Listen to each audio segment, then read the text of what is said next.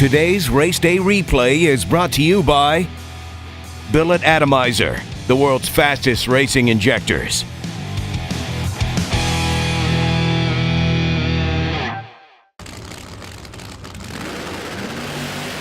Oh, man, he's done it outside. Top end. Oh, man, big backfire. Ton of smoke. 375 at 186, so he went for it.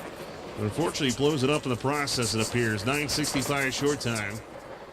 And Todd Fontana with a big explosion out there. The drive shaft and fucking Billy Albert's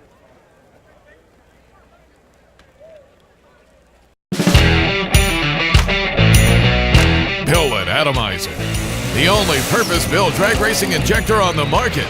Built and manufactured by racers in the USA.